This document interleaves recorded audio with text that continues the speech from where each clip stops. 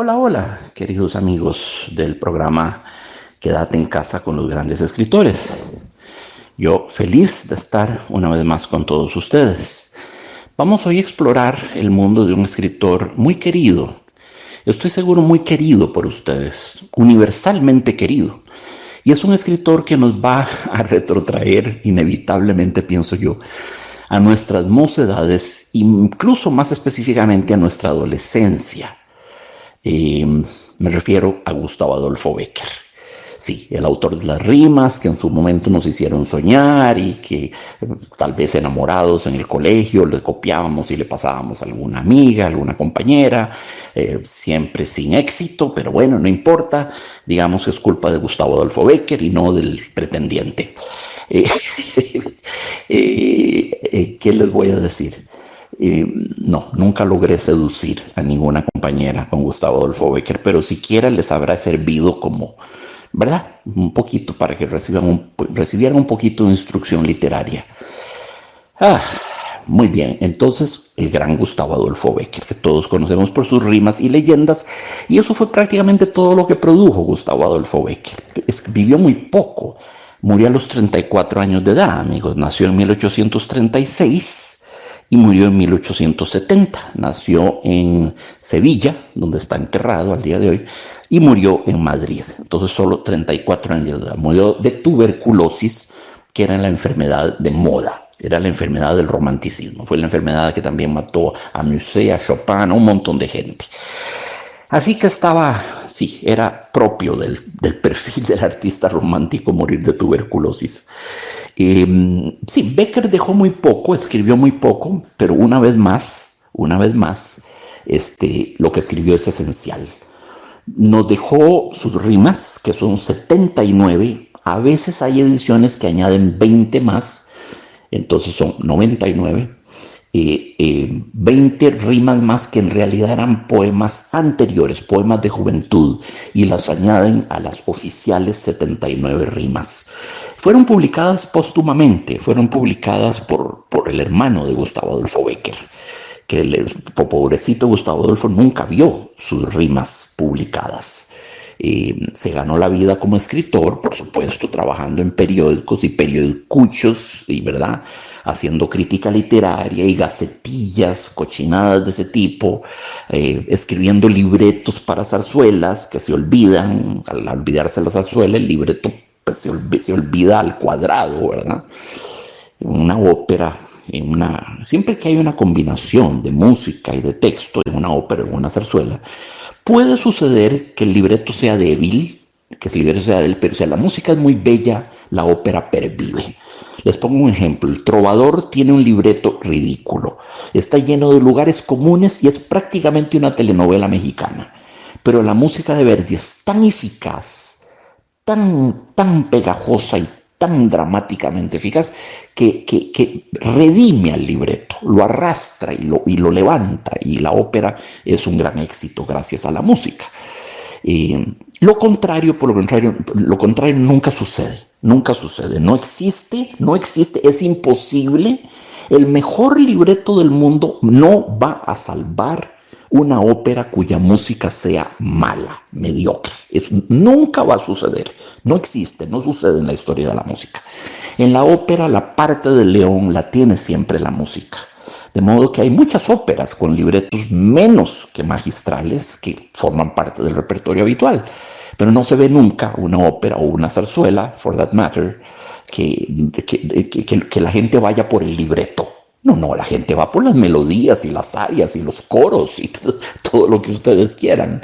Entonces, libretos que escribía Gustavo Adolfo Bécquer para zarzuelillas que eran flor de un día y que no le deparaban mucho.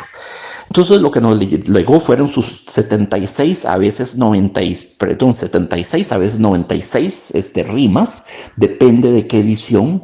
Repito, fueron publicadas póstumamente, y las leyendas que sí publicó en cantidad de 33 Gustavo Adolfo Bécquer entre 1851 y el año de su muerte, que fue 1870.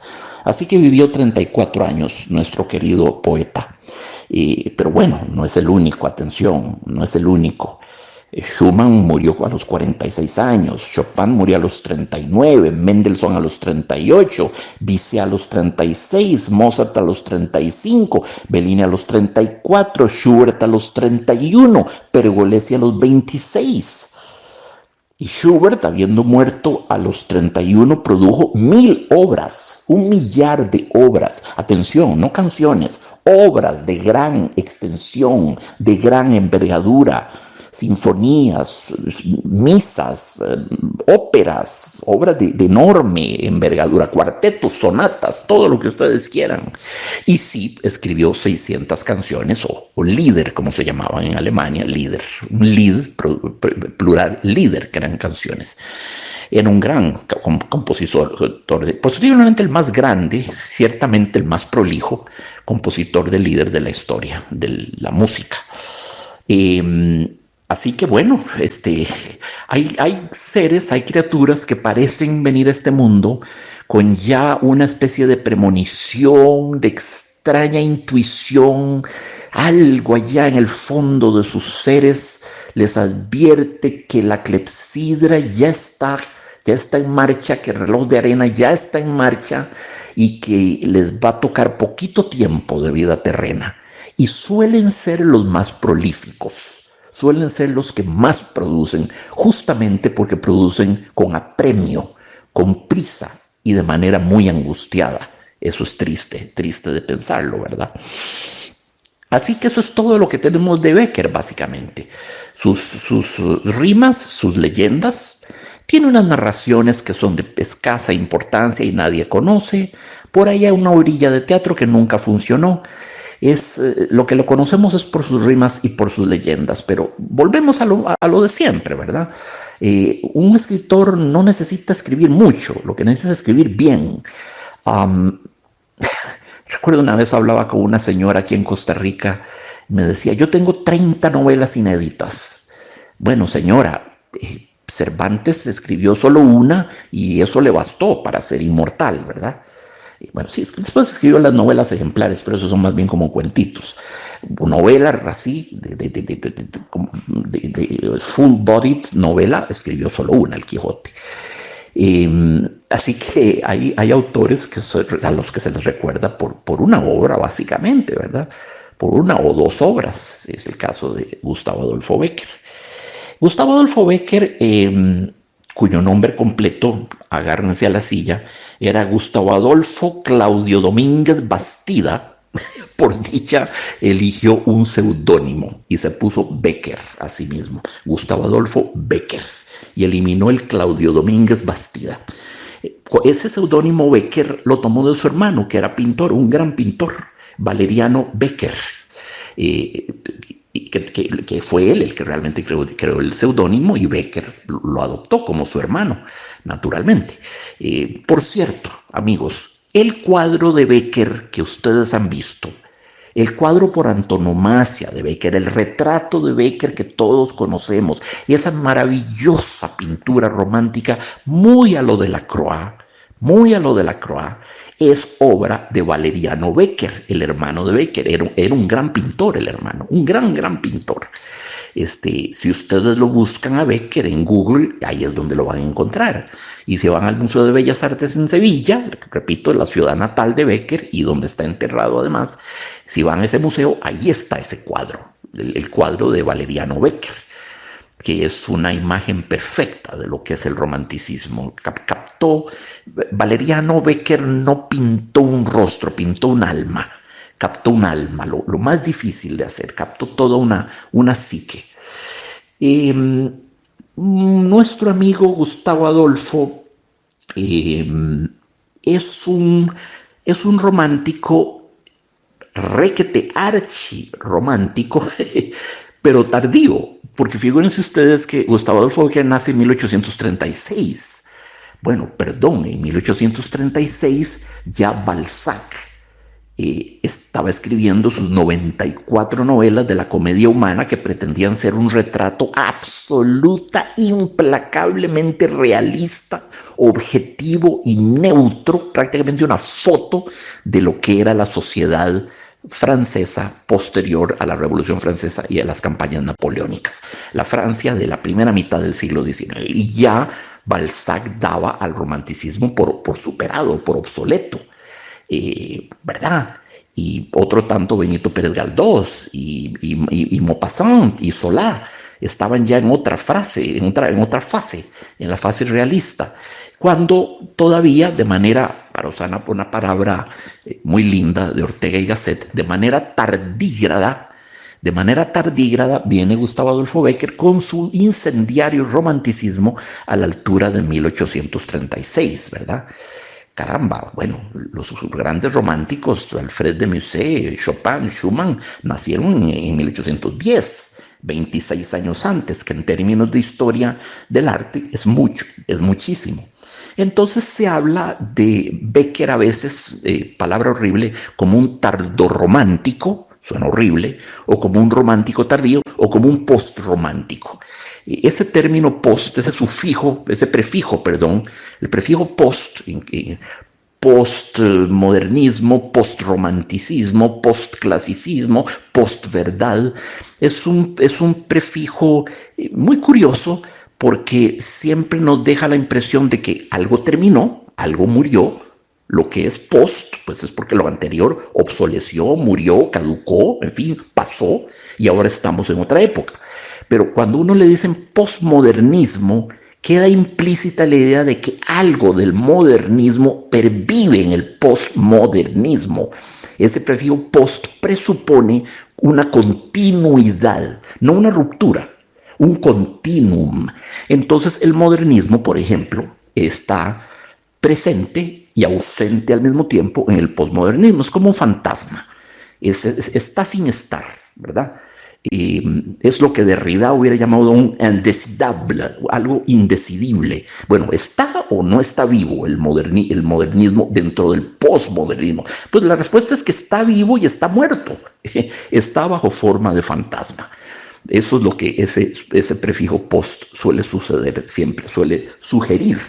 Sí, y el post-romanticismo de Bécquer es un romanticismo un poco fantasmagórico por cuanto anacrónico, ¿verdad? Por tanto tardígrado. Porque si lo tratamos de ubicar en medio de lo que fue el romanticismo, bueno, atención, vámonos a los orígenes del romanticismo. El siglo XVIII fue el siglo de las luces, como todos sabemos, el Aufklärung, como se dice en alemán, el siglo del racionalismo, el siglo del mito del progreso, el siglo del enciclopedismo francés, fue el siglo de Kant, fue el siglo de Voltaire, de Rousseau, de Diderot, de D'Alembert, del barón d'Holbach, de Montesquieu, de todas esas grandes figuras que eran predominantemente racionalistas, con la excepción de Rousseau. Atención, Rousseau en cierto modo, que murió antes de la Revolución Francesa, sí, era un enciclopedista, de los más distinguidos de hecho, pero Rousseau era un hombre muy lírico y escribía muy hermosamente. Rousseau fue uno de los inventores del romanticismo, si así lo podemos decir. Cuando uno lee libros como La Nueva Eloísa, por ejemplo, que es una historia de amor maravillosa, o más aún, sus ensoñaciones de un paseante solitario, Les Rêveries d'un promeneur solitaire, son de un lirismo ya absolutamente romántico. Diríase que está uno leyendo a Alfred de Musset. Es impresionante lo que se adelanta Rousseau en el romanticismo. Es un heraldo del romanticismo, un profeta del romanticismo. No olviden también que en pleno siglo del racionalismo, aproximadamente entre 1760 y 1780, se produjo aquel movimiento, llamémoslo proto-romántico, que se llamó en Alemania Sturm und Drang, que significa tempestad e impulso, o tempestad e ímpetu, si quieren. El Sturm und Drang, sí, en música hay un grupo de sinfonías de las 104 que escribió Haydn, que se llama las sinfonías del Sturm und Drang. Fue como una especie de brote prerromántico, pero que se disciplinó y el clasicismo siguió todavía hasta bien entrado el siglo XIX. Se dio en Alemania, Sturm und Drang, y lo protagonizaron sobre todo Goethe y Schiller, que eran los más grandes poetas de la época. Pero atención, fue una crisis pasajera, ¿verdad? Sí, el Goethe romántico, el del Werther, de las cuitas del joven Werther, que provocó olas de suicidios en Alemania y demás, ¿verdad? Una novela prerromántica. Sí, es cierto, pero Goethe y Schiller se disciplinaron y volvieron a ser los grandes pensadores y poetas racionalistas, hijos legítimos del siglo XVIII que fueron, ¿verdad? Aunque Goethe vivió mucho, murió en 1832, pero no, Goethe permaneció como un enorme ícono del clasicismo. Tuvo una crisis romántica, pero fue un ícono del clasicismo. De hecho, se habla del clasicismo de Weimar, porque Goethe y Schiller vivían en Weimar. Lo que es más, a Goethe lo llamaban el sabio de Weimar. Goethe, el autor de Fausto, ¿verdad? De los dos Faustos, era, sí, un sabio, sabía alguillo de literatura. Hay horror decir eso, uno de los 3 o 4 más grandes escritores que jamás han vivido. Sabía alguillo de literatura, era jurista, era entomólogo, era ornitólogo, era geólogo, era químico, era teólogo, era astrólogo. Era un hombre universal, Goethe, por eso le decían el sabio de Weimar. Pero muy bien, en todo caso, bueno, eso por lo que a los precursores del romanticismo atañe. Luego el romanticismo entra ya de lleno, en primer lugar, en Inglaterra, con la generación de John Keats, de Percy Shelley de Mary Shelley, la autora de Frankenstein, el nuevo Prometeo, Lord Byron, por supuesto, Walter Scott, Elizabeth Browning, ahí habría que poner a Jane Austen, ¿verdad? Jane Austen, Emily y Charlotte Brontë, las autores de Cumbres Borrascosas y Jane Eyre. Entonces, primero entró en Inglaterra, luego entró durísimo en Alemania, bueno, Goethe y Schiller ya se habían vuelto al clasicismo, pero se vino la enorme generación de Hölderlin, de Heine, de Brentano, del gran Novalis. Qué inmenso poeta, el autor de los himnos a la noche, sus famosos himnos a la noche, otro que se lo llevaron las musas a los 28 años de edad, Novalis. Qué gran poeta. Fontic, estaba Chamisso, estaba Eichendorff y estaba E.T.A. Hoffmann. E.T.A. Hoffmann, que era un maravilloso cuentista. Todo eso del temprano romanticismo alemán, ¿verdad? E.T.A. Hoffmann creó un personaje que era un maestro de capilla, un Kapellmeister. Se llamaba el Kapellmeister Chrysler. Era tan extravagante, tan insólito el personaje, tan mefistofélico, tan oscuro, tan raro, que Schumann le dedicó una pieza que se llama Chryslerianas, en honor al personaje del Kapellmeister Chrysler de E.T.A. Hoffmann. Música maravillosa de Schumann. Después de Inglaterra y de Alemania, el romanticismo entra en Francia, con fuerza de tsunami.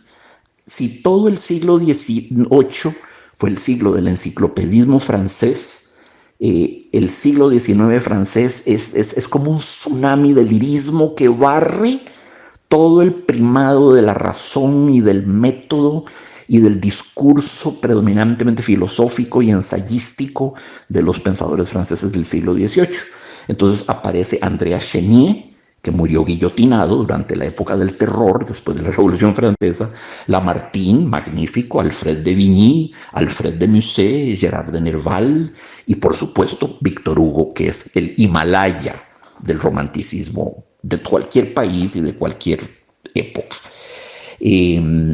Sí, bueno, incluso en los Estados Unidos el romanticismo había entrado ya con fuerza. Ahí tenemos a Edgar Allan Poe, tenemos a Hawthorne, qué sé yo, está Washington Irving, el autor del famoso cuento Rip Van Winkle, está Emily Dickinson, ni más ni menos, está Herman Melville, el autor de Moby Dick. No, había grandes escritores románticos en Estados Unidos. Y curiosamente, el romanticismo llega tarde a España. Llega tarde con un Bécquer que nace de nuevo en Sevilla en 1936. De nuevo, cuando ya Balzac estaba hacia el final de su carrera, de hecho, con más de 90 novelas a la cola que supuestamente habían dejado atrás la sensibilidad romántica.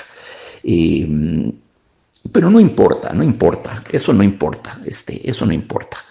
Uh, no importa. Becker, digamos que viene a remozar, a refrescar, a revivificar un romanticismo ya en ese momento declinante. Ahí viene también en España Rosalía de Castro, que nace un año después de Becker, en 1937. Y los españoles tienen al famoso el Duque de Rivas, ¿verdad? El autor de La Fuerza del Sino. Tienen a Espronceda, tienen a Zorrilla, tienen a grandes escritores. Pero curiosamente, el romanticismo comienza en Inglaterra, de ahí pasa a Alemania, pasa a Francia y por último llega a España. Pero claro, gracias a Gustavo Adolfo Bécquer se manifiesta con tanta plenitud, con tanta belleza, con tanta belleza. Entonces, todo eso nada más ¿qué decirles? Para ubicar, para poner en la historia dónde está Bécquer con respecto a los romanticismos de la época, a los varios romanticismos de la época. Un poquito atrasado, pero con un vigor redoblado e igualmente persuasivo. Es un maravilloso poeta. Un poeta querido. Todos queremos a Gustavo Adolfo Bécquer. No es cierto.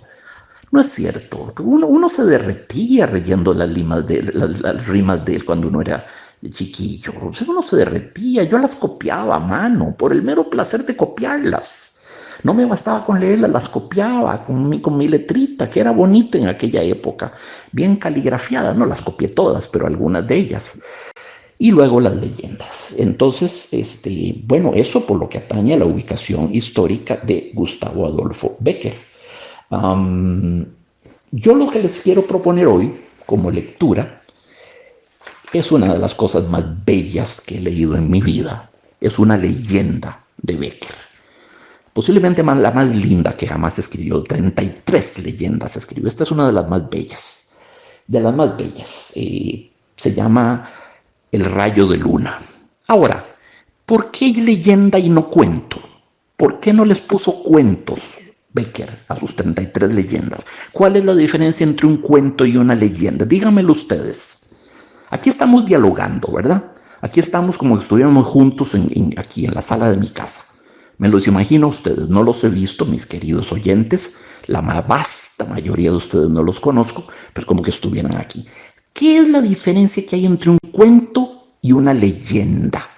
¿Por dónde anda la cosa? Díganme. ¿Alguna propuesta? ¿Alguien que alce la mano? Bueno, les voy a decir, por ejemplo, aquí en Costa Rica, el Cadejos es una leyenda. El ratón Pérez y la cucarachita Mandinga es un cuento. La carreta sin bueyes, la tule vieja, el padre sin cabeza, la cegua, la llorona, son leyendas. Son leyendas. Lo propio de una leyenda, esta es su especificidad y lo que la diferencia del cuento, es que la leyenda está profundamente enraizada en una tierra. Es la voz de un país, es colectiva, es parte de una tradición, es parte del folclore, es parte de la historia profunda de un país, es parte de la historia, bueno, es una parte de un periodo histórico concreto en la historia de una comunidad. El cuento no, el cuento es mucho más apátrida, puede ser menos representativo de una tierra. ¿Verdad? Un cuento de Poe no es específicamente norteamericano, podría ser ruso, podría ser de cualquier país del mundo un cuento de Oscar Wilde. Su coeficiente de inglesidad, oigan mis términos, o su coeficiente de estadounidensidad son muy bajos, muy bajos. Mientras que la leyenda del Cadejos es profunda, vernácula, secreción de nuestra tierra, de nuestro pueblo. Es oral, es de tradición oral, lo que el cuento no. El cuento es de un autor muy concreto, ¿verdad? Eh, a ver, los cuentos de Yolanda Oriamuno son absolutamente cosmopolitas, no son leyendas, son cuentos.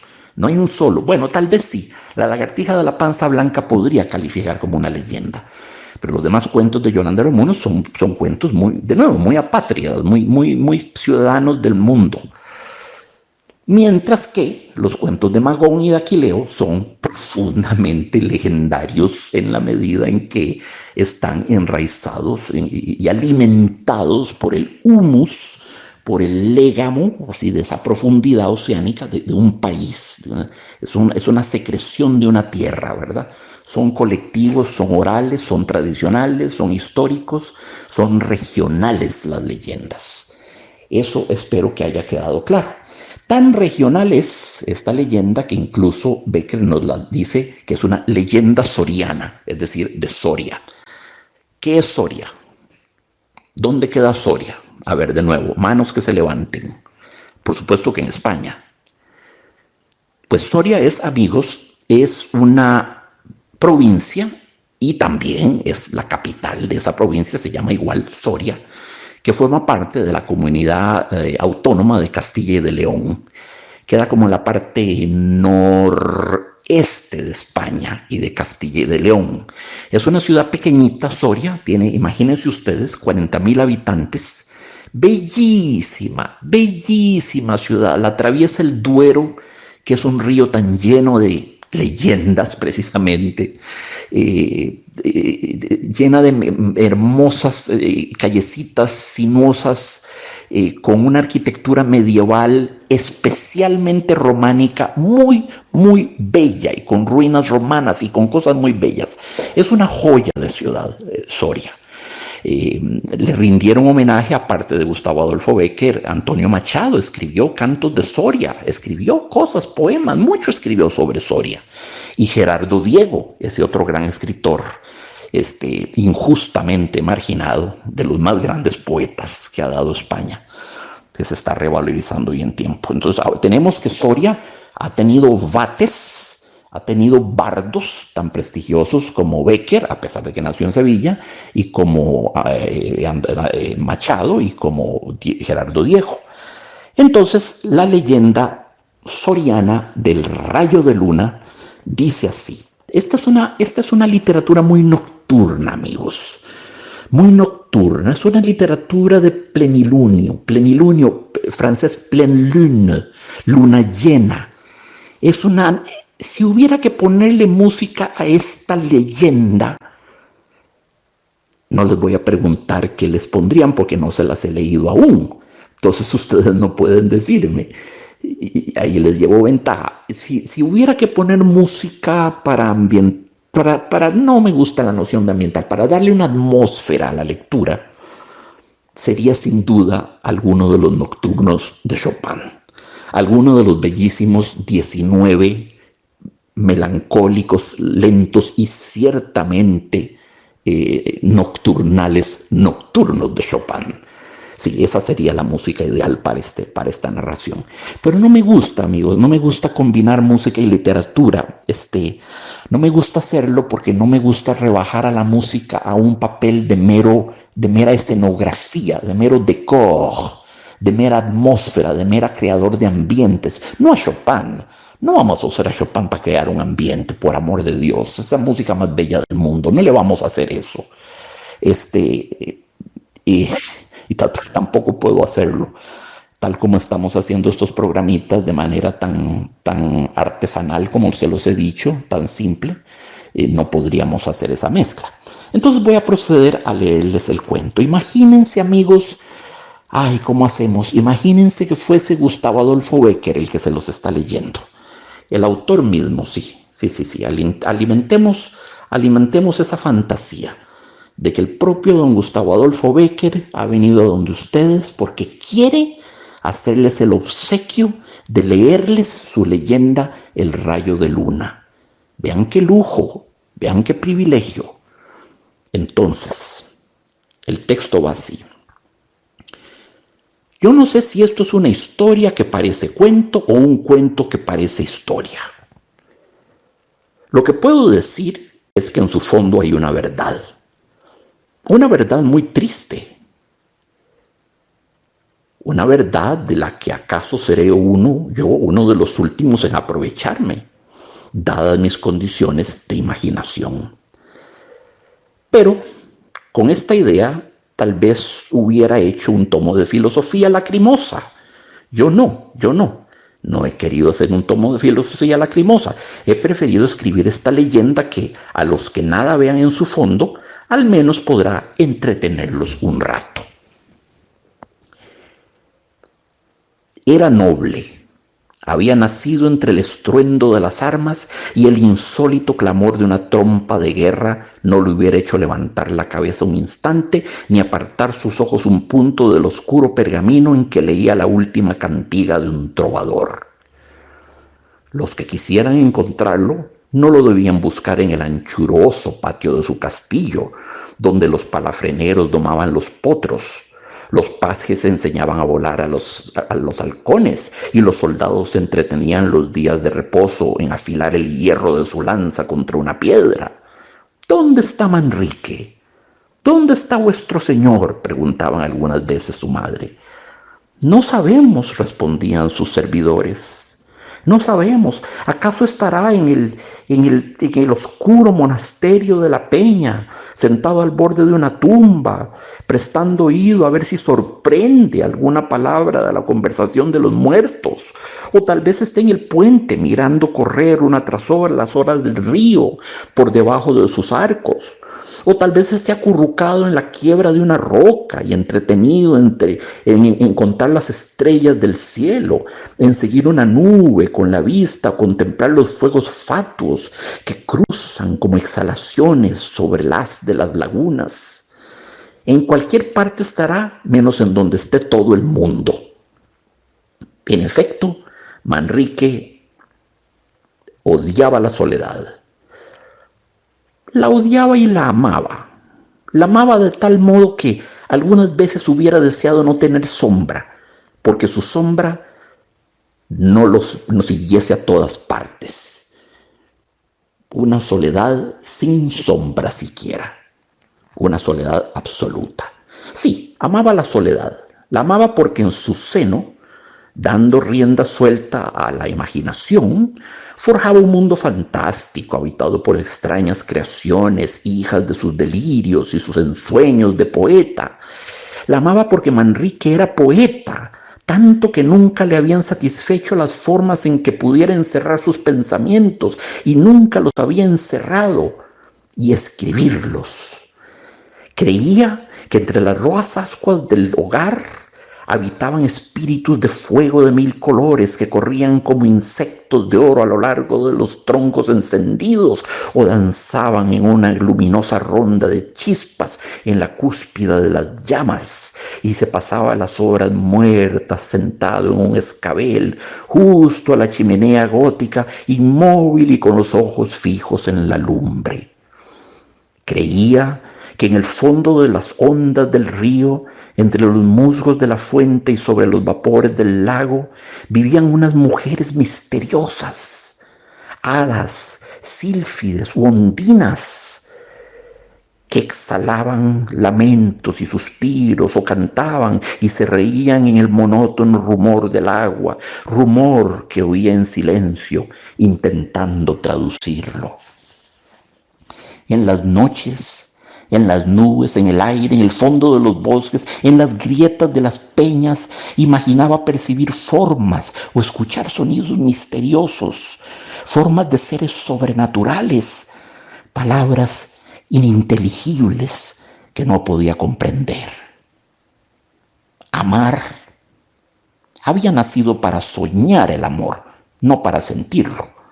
Amaba a todas las mujeres un instante, a esta porque era rubia, a aquella porque tenía los labios rojos, a la otra porque se cimbreaba al andar como un junco. Algunas veces llegaba a su delirio hasta el punto de quedarse una noche entera mirando a la luna, que flotaba en el cielo entre un vapor de plata, o a las estrellas que temblaban a lo lejos como los cambiantes de las piedras preciosas. En aquellas largas noches de poético insomnio exclamaba: Si es verdad, como el prior de la Peña me ha dicho, que es posible que esos puntos de luz sean mundos, si es verdad que en ese globo de nácar que rueda sobre las nubes habitan gentes, ¿qué mujeres tan hermosas serán las mujeres de esas regiones luminosas? Ah, y pensar que yo no podré verlas y yo no podré amarlas. ¿Cómo será su hermosura? ¿Cómo será su amor? Manrique no estaba aún lo bastante loco para que lo siguiesen los muchachos, pero sí lo suficiente como para hablar y gesticular a solas, que es por donde empieza uno a hacerse loco. Sobre el Duero, que pasa lamiendo las carcomidas y oscuras piedras de las murallas de Soria, hay un puente que conduce de la ciudad al antiguo convento de los templarios, cuyas posesiones se extienden a lo largo de la opuesta margen del río. En la época que nos referimos, los caballeros de la orden habían ya abandonado sus históricas fortalezas, pero aún quedaban en pie restos de las anchas torreones de sus muros, aún se veían como en parte se ven hoy cubiertos de hiedra y campanillas blancas los macizos arcos de su claustro, las prolongadas galerías ojivales de sus patios de armas, en las que suspiraba el viento con un gemido agitando las altas hierbas. En los huertos y en los jardines, cuyos senderos no hollaban hacía muchos años las plantas de los religiosos, la vegetación, abandonada a sí misma, desplegaba todas sus galas, sin temor de que la mano del hombre la mutilase, creyendo embellecerla. Las plantas trepadoras subían encaramándose por los añosos troncos de los árboles. Las sombrías calles de álamos, cuyas copas se tocaban y se confundían entre sí, se habían cubierto de césped. Los cardos silvestres y las ortigas brotaban en medio de los enredos caminos y en los trozos de fábrica próximos a desplomarse. El yaramago flotando al piedamare, flotando como el penacho de una cimera y las campanillas blancas y azules, y balanceándose como un columpio sobre sus largos y flexibles tallos, pregonaban la victoria de la destrucción y de la ruina. Era de noche, una noche de verano, templada, llena de perfumes y de rumores apacibles, y con una luna blanca y serena en mitad de un cielo azul, luminoso y transparente. Manrique, presa de su imaginación, de un vértigo de poesía, después de atravesar el puente desde donde contempló un momento la negra silueta de la ciudad que se destacaba sobre el fondo de las nubes blanquecinas y ligeras arrolladas en el horizonte, Manrique se internó en las desiertas ruinas de los templarios. La medianoche tocaba a su punto. La luna, que se había ido remontando lentamente, estaba ya en lo más alto del cielo, cuando al entrar en una oscura alameda que conducía desde el derruido claustro a la margen del Duero, Manrique exhaló un grito leve y ahogado, mezcla, sí, mezcla de extraña, de sorpresa, de temor, de júbilo. En el fondo de la sombría alameda había visto agitarse una cosa blanca que flotó un momento y desapareció en la oscuridad. La orla del traje de una mujer que había cruzado el sendero y se ocultaba entre el follaje, en el mismo instante en que el loco soñador de quimeras o imposibles penetraba en los jardines. Una mujer desconocida en este sitio, a estas horas. Esa es la mujer que yo busco, exclamó Manrique, y se lanzó en su seguimiento rápido como una saeta. Llegó al punto en que había visto perderse entre la espesura de las ramas a la mujer misteriosa. Había desaparecido. ¿Por dónde? Allá lejos, muy lejos, creyó divisar por entre los cruzados troncos de los árboles como una claridad o una forma blanca que se movía. Es ella, que lleva alas en los pies y huye como una sombra, dijo, y se precipitó en su busca, separando con las manos las redes de hiedra que se extendían como un tapiz de unos entre otros álamos. Llegó, rompiendo por entre la maleza y las plantas parásitas, hasta una especie de rellano que iluminaba la claridad del cielo. Nadie. ¡Ah! Por aquí va, exclamó entonces. Oigo sus pisadas sobre las hojas secas y el crujido de su traje que arrastra por el suelo y roza con los arbustos y corría como un loco de aquí para allá y no la veía. Pero siguen sonando sus pisadas, murmuró otra vez. Creo que ha hablado, no hay duda, ha hablado. El viento que suspira entre las ramas, las hojas que parece que rezan en voz baja, me han impedido oír lo que ella ha dicho, pero no hay duda de que ha hablado. Sí, ha hablado. ¿En qué idioma? No sé, pero era una lengua extranjera. Y tornó a correr en su seguimiento. Unas veces creyendo verla, otras pensando oírla, ya notando que las ramas por entre las cuales había desaparecido se movían, ya imaginando distinguir en la arena la huella de sus breves pies. Luego, firmemente, persuadido de que un perfume especial que aspiraba a intervalos era un aroma perteneciente a aquella mujer, que se burlaba de él complaciéndose en huirlo por entre aquellas intrincadas malezas. Ah, afán inútil. Vagó algunas horas de un lado a otro, fuera de sí, ya parándose para escuchar, ya deslizándose con las mayores precauciones sobre la hierba, ya en una carrera frenética y desesperada, avanzando por entre los inmensos jardines que bordeaban la margen del río, llegó al fin al pie de las rocas sobre las que se eleva la eremita de San Saturio. Tal vez desde esta altura podré orientarme para seguir mis pesquisas a través de ese confuso laberinto, exclamó, trepando de peña en peña con la ayuda de su daga.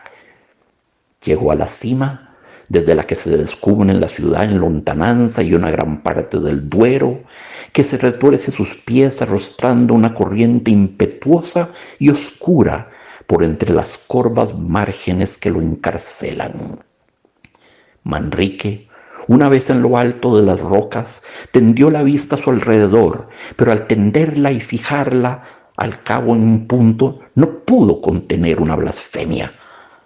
La luz de la luna rielaba chispeando en la estela que dejaba en pos de sí una barca que se dirigía a todo rumbo a la orilla opuesta.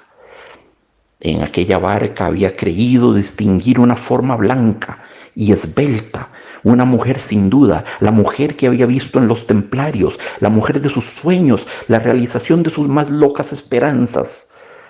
Se descolgó de las peñas con la agilidad de un gamo, arrojó al suelo la gorra cuya redonda y larga pluma podía embarazarlo para correr, y desnudándose del ancho capotillo de terciopelo, partió como una exhalación hacia el puente.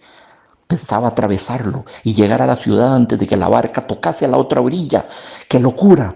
Cuando Manrique llegó, jadeante y cubierto de sudor, a la entrada, ya los que habían atravesado el Duero por la parte de San Saturio entraban en Soria por una de las puertas del muro, que en aquel tiempo llegaba hasta la margen del río, en cuyas aguas se retrataban sus pardas almenas. Aunque desvanecida su esperanza de alcanzar a los que habían entrado en el postigo de San Saturio, no por eso nuestro héroe perdió la de saber la casa en la cual podía albergar la mujer.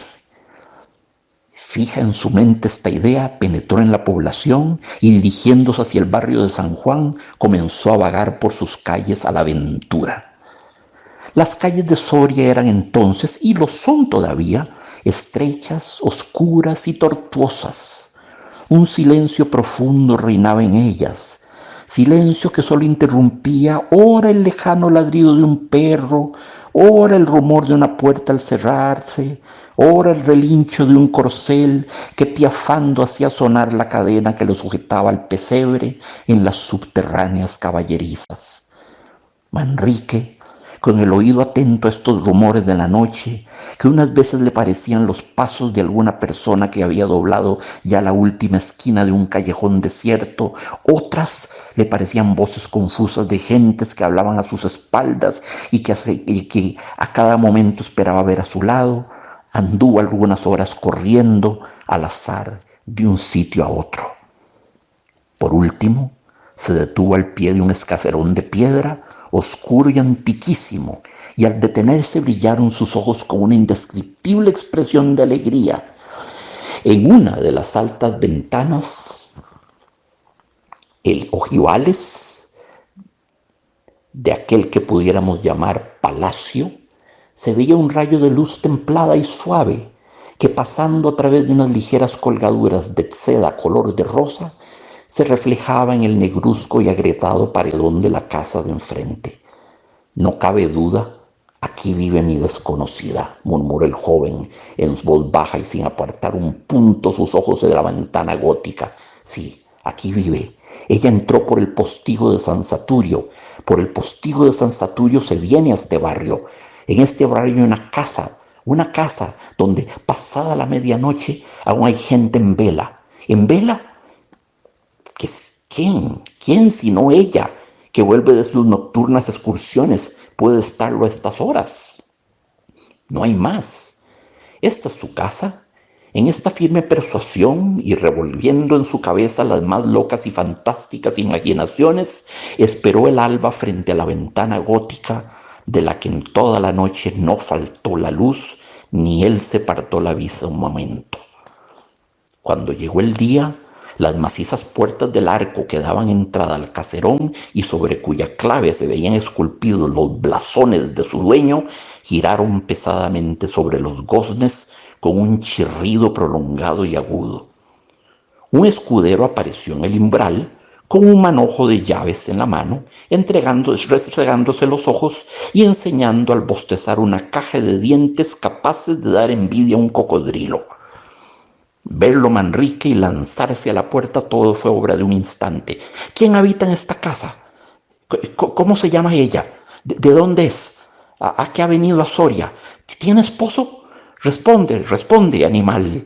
Esta fue la salutación que, sacudiéndole el brazo violentamente, dirigió al pobre escudero, el cual, después de mirarlo un buen tiempo, con los ojos espantados y estúpidos, le contestó con voz entrecortada por la sorpresa: pues, amigo, en esta casa vive el muy honorable señor don Alonso de Valdecuéllar, montero mayor de nuestro señor del rey, que herido en la guerra contra moros se encuentra en esta ciudad reponiéndose de sus fatigas.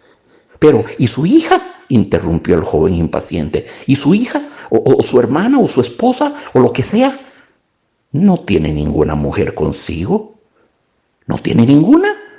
Pues, ¿quién duerme allí, en aquel aposento donde toda la noche he visto arder una luz?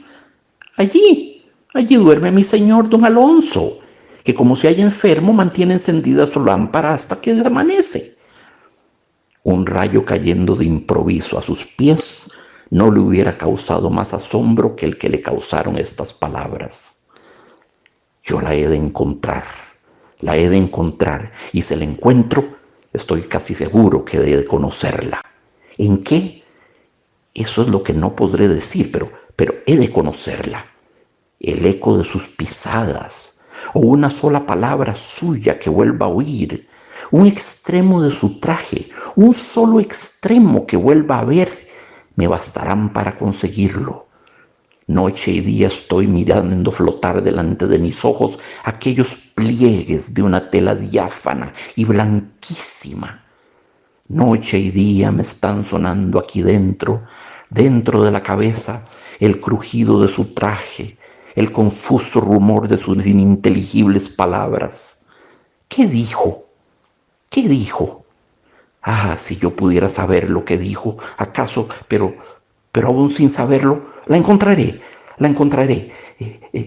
Me lo dice el corazón y mi corazón no me engaña nunca.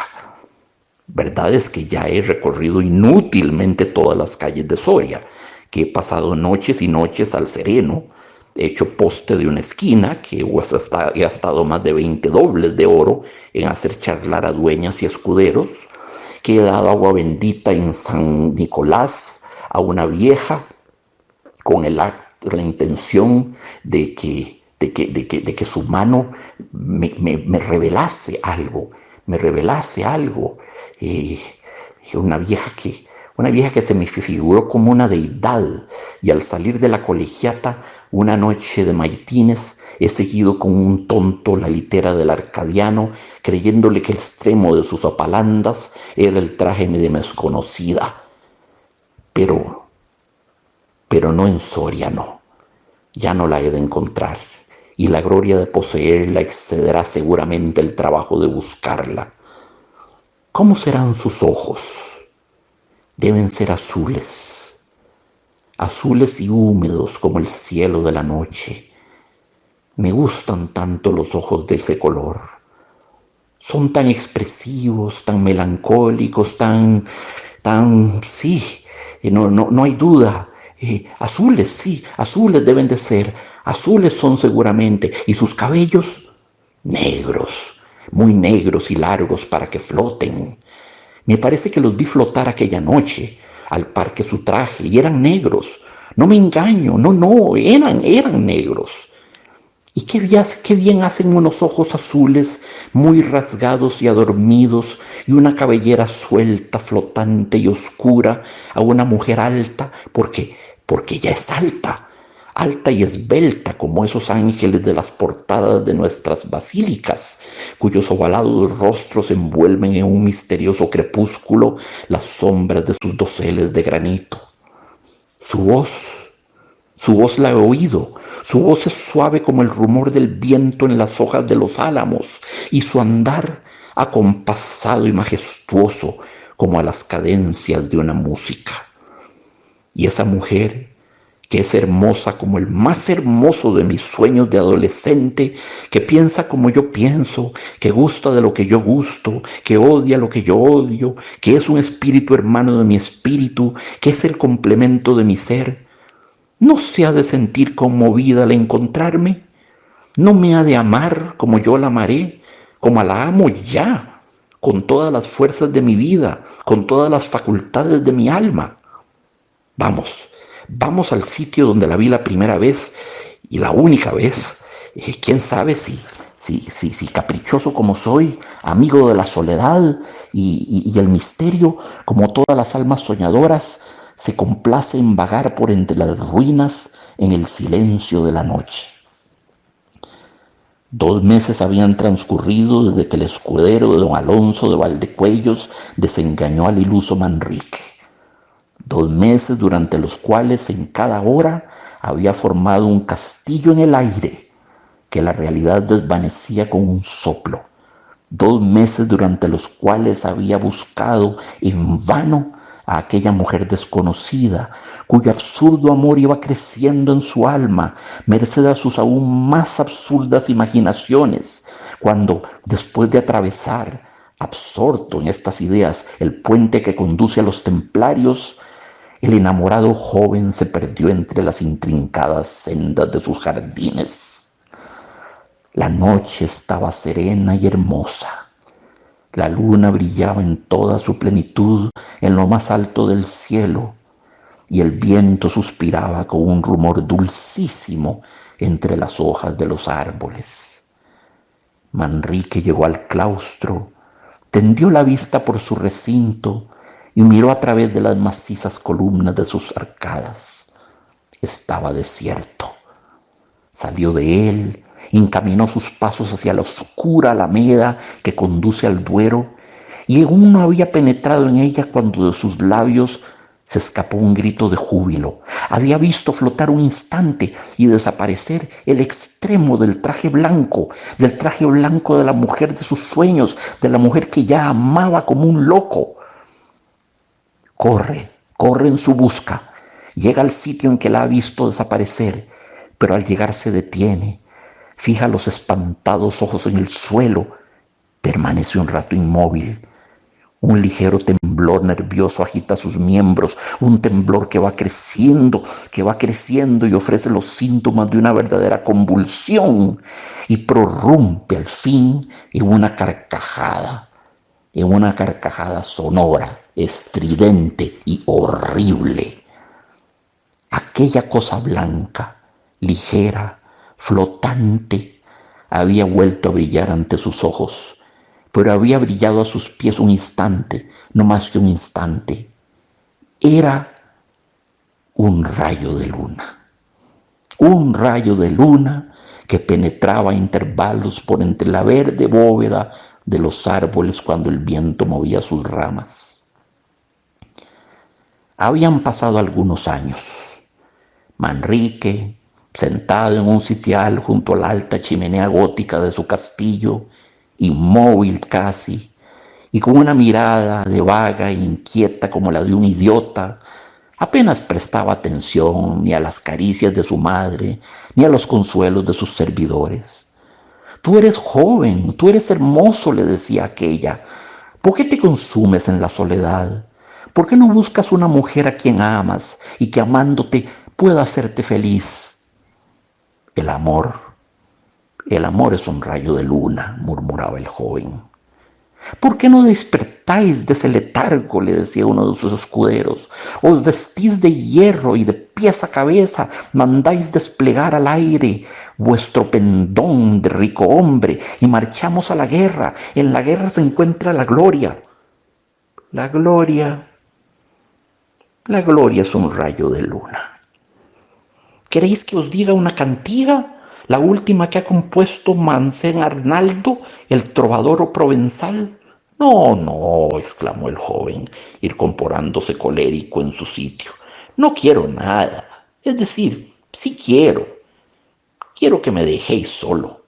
Cantigas, mujeres, gloria, felicidad. Mentira todo. Fantasmas vanos que formamos en nuestra imaginación y vestimos a nuestro antojo y los amamos y corremos tras ellos. ¿Para qué? ¿Para qué? Para encontrar un rayo de luna. Manrique estaba loco. Por lo menos todo el mundo lo veía así. A mí, en cambio, se me figura que lo que había hecho era recuperar el juicio. Así está escrita, amigos, la maravillosa leyenda El rayo de luna de Gustavo Adolfo Bécquer, donde el autor interviene al final, editorializa, da su opinión, da su diagnóstico profesional, siendo el padre de la criatura. Dice, Manrique no había perdido el juicio. Manrique lo que hizo fue reencontrarlo. Manrique estaba loco antes. Manrique vivía en la soledad, degustaba, disfrutaba, era un catador de la soledad, un misántropo, salía a caminar a medianoche a perderse en el bosque por las ruinas de los templarios, del antiguo claustro de los templarios, bajo los álamos en las noches de plenilunio, de luna llena, persiguiendo fantasmas, imaginándose toda suerte de cosas y de quimeras. Ese Manrique estaba loco. Lo que es más, ese Manrique, tal parece ser lo que Bécquer mismo suscribiría, ese Manrique no amaba realmente. A ver, lo que amaba era la idea del amor, amaba el amor como concepto, como posible vivencia, pero no amaba, no puede amar porque nadie puede amar a una mujer de la que lo único que ve es el pedazo de la colita del vestido blanco diáfano, leve, ligerísimo, arrastrándose con sutil bisbiseo sobre las hojas del otoño en el claro de un bosque en media luna, oscuro a medianoche, entre las ruinas del claustro de los templarios. Ese Manrique estaba loco, ese Manrique hacía del amor una droga. ¿Por qué digo que hacía del amor una droga? Porque ese Manrique, amando de esa manera, distorsionaba su percepción de la realidad. Y eso ya es un problema. una distorsión de la percepción de la realidad, es una alucinación. Entonces, el amor para Manrique era un alucinógeno, era una droga o era una forma de aguardiente, algún tipo de bebida espirituosa. Había una distorsión en la percepción de la realidad. Una cosa es ir ahí, no dudo que el lugar fuera hermoso, poético, evocador. Imagínense ustedes unas antiguas ruinas medievales de unos caballeros templarios, perdidas las ruinas entre un bosque, las paredes erosionadas, gastadas por la hiedra que la van resquebrajando, que van rajando las piedras, las raíces que van rompiendo las columnas, los árboles que se entrelazan en lo alto, la hierba que todo lo cubre, esa mezcla de naturaleza muerta, de roca y de vegetación, en medio de la noche y de la soledad, el aislamiento más absoluto. Eso es un cuadro de un pintor que, si no lo conocen, amigos, vayan, búsquenlo, por favor. Vayan, búsquenlo para que vean a lo que me refiero. Me refiero al pintor alemán Caspar David Friedrich. Caspar David Friedrich, que por supuesto era romántico, pintaba justamente ese tipo de cosas. Ruinas abandonadas, solitarias, perturbadoras, ¿verdad? Donde está la traza de lo humano, pero ya no hay nada humano, donde lo humano es un fantasma, de nuevo, algo que está y no está. Ruinas desgarradas, degradadas, destruidas, corroídas por la hidra, sí, por la hiedra, por el musgo, por las raíces que todo lo rompen, y todo dentro de un clima de soledad nocturna, perturbadora naturaleza. Caspar David Friedrich hubiera ilustrado este cuento maravillosamente, y conozco varios cuadros que podrían ser ilustraciones de este cuadro, de ruinas antiguas perdidas en medio de bosques. De él es muy famoso el cuadro Caminante sobre un valle de nubes o sobre un océano de nubes, el hombre que se ve de espaldas en lo alto de una cima, viendo un valle de nubes, y nos da siempre la impresión de que se va a ir de cabeza, porque Caspar David Friedrich muy inteligentemente suprime el plano intermedio entre el hombre y el abismo. Entonces nos decimos, uy, qué ganas de agarrarlos, que se va a ir de cabeza, se va a ir de cabeza. Maravilloso cuadro. O también mujer y hombre contemplando la luna al pie de un árbol con unas raíces retorcidas, como una especie de arácnido de raíces, unas raíces retorcidas, atormentadas como el alma humana. Ese es el pintor. Y la música para esto, de nuevo, es un nocturno de Chopin. Pero sí, el amor para Manrique es una droga, distorsiona su percepción de la realidad, es un alucinógeno.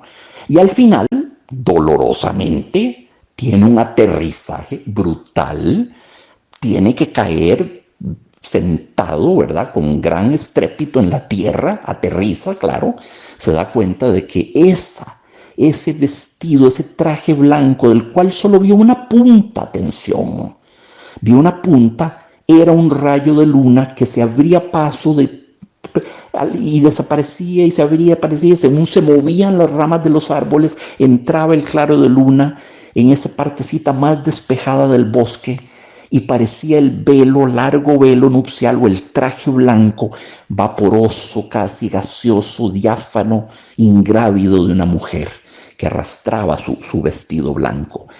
Y por supuesto, puede uno imaginarse que era un vestido, porque el rayo típicamente entraría oblicuo entre las hojas, entonces daba la impresión de una cosa que subía, y se imaginó a la mujer alta porque, claro, el rayo ascendía hacia lo alto. Luego la construyó, la inventó, decidió que tenía ojos azules, húmedos y rasgados, y luego decretó que tenía pelo negro. Decretó su constitución foliácea, incluso su pilosidad craneal. Tenía pelo negro largo, una catarata, una cascada, una avalancha de pelo negro lacio, un pelo líquido, ¿verdad? Todo se imaginó. La voz, una voz extraña, sería una mujer exótica, tanto más atractiva, una mujer de tierras remotas. Todo eso lo construyó él con su imaginación. Entonces, al final, lo que hace es recobrar la razón. Loco estaba antes, ahora está triste, desencantadamente, desilusionadamente, amargamente cuerdo. No sé con cuál quedarme, si con el Manrique víctima de sus espejismos y alucinaciones, de su febril imaginación. Manrique tiene una fiebre, por lo menos 42 grados de temperatura tiene cuando se va a meter solo en los bosques de Soria en busca de su mujer amada y cree verla, ¿verdad? Bueno, se le pasó la fiebre, se compuso, ahora es normal. Es normal, pero en medio de la pérdida total de la poesía. Pasó del reino de la poesía al reino de la antipoesía. Lo que Baudelaire hubiera dicho, pasó del ideal al spleen. Spleen es una palabra inglesa. S-P-L-E-E-N. S-P-L-E-N. Spleen. A veces la castellanizan y le ponen spleen. E-S-P-L-I con tilde N, que suena muy feo. Spleen es.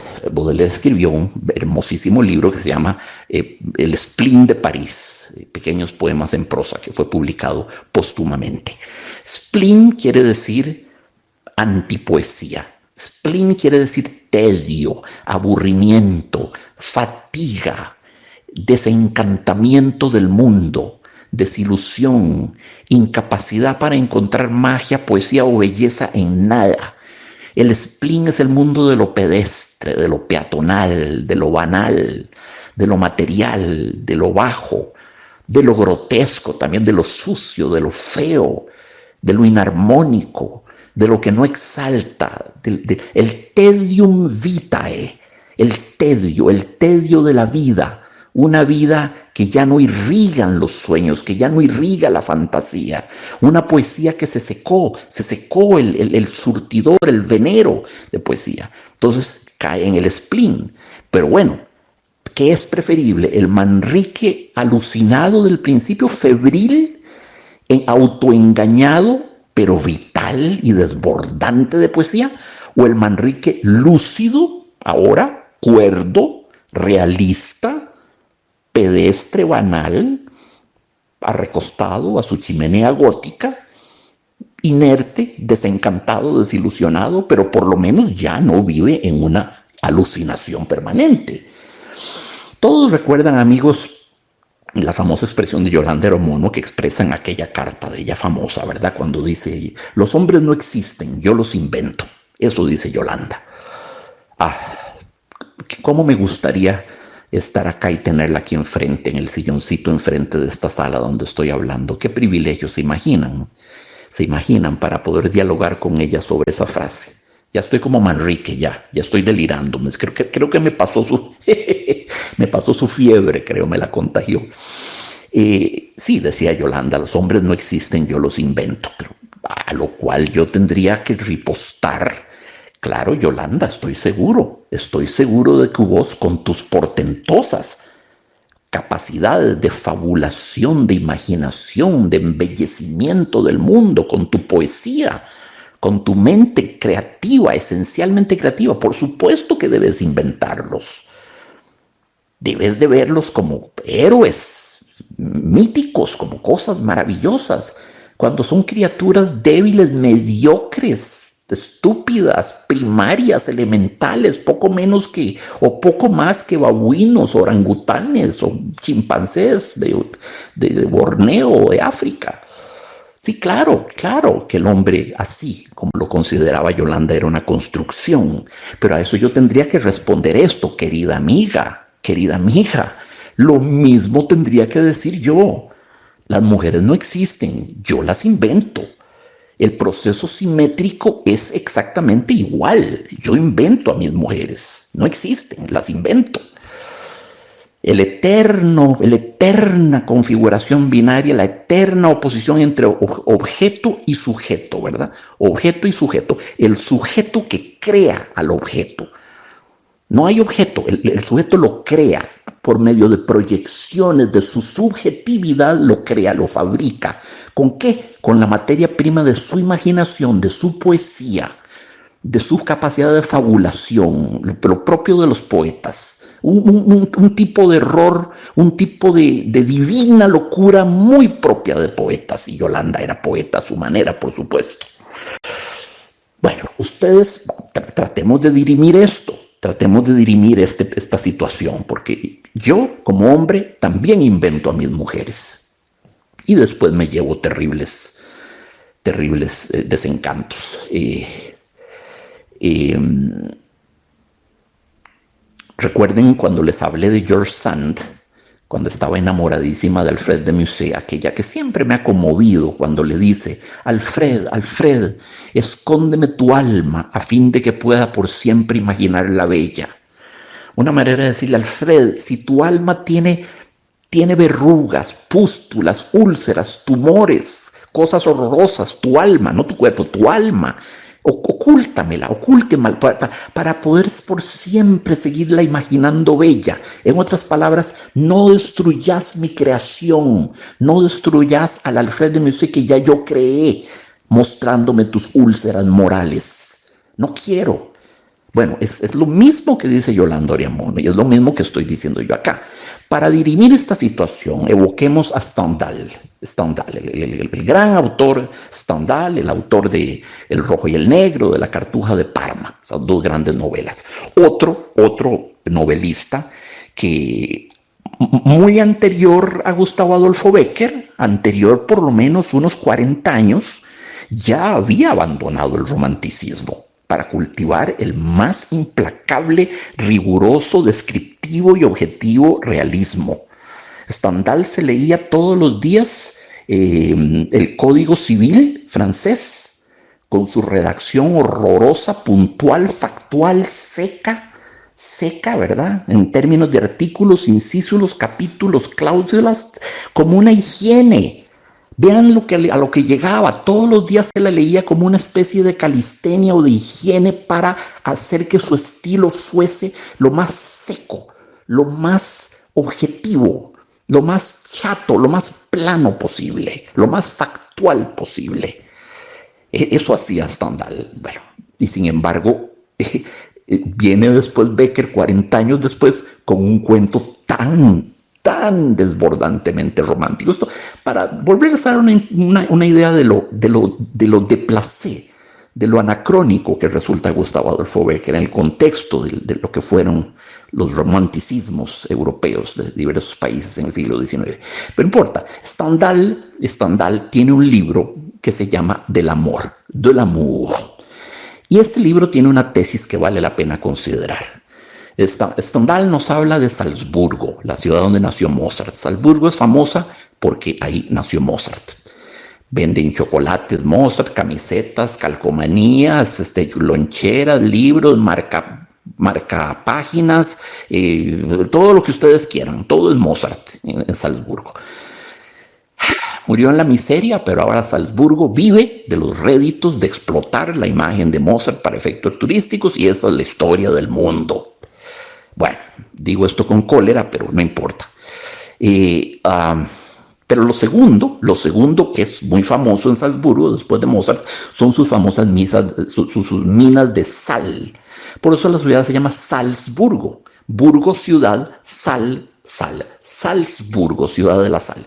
En esas minas son como cuevas, como grutas. Stendhal nos dice que si uno en la noche temprano deja caer una ramita cualquiera, sin hojas, una ramita seca, a la mañana siguiente, producto del frío, de la temperatura, de la condensación, de la química del entorno, y de la sal sobre todo, esa ramita aparece cubierta de estalactitas bellísimas y de gotitas perladas, iridiscentes.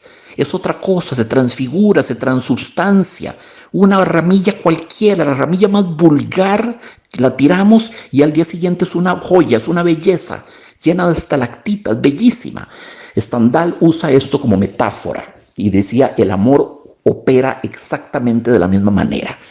Coge una ramilla mediocre que no tiene ningún valor intrínseco, que no tiene ninguna excelencia que le sea inherente, No es una rama especial, no, es una ramilla cualquiera, eso hace el amor, la tiran las cavernas de sal de Salzburgo y la imaginación, la fabulación, el amor crea, construye, inventa, como Yolanda inventaba a sus hombres, el amor inventa, y entonces esa ramilla mediocre, perfectamente indistinta, amanece transformada en una belleza estatuaria mineral natural, una estatua natural, producto de la escultura geológica, llamémosla así. Entonces, ahí está.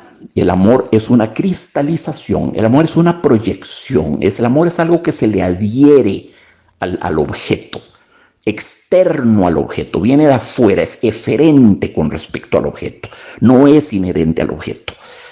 La rama no tiene nada, no tiene ninguna excelencia inherente que la haga digna de que yo la ame.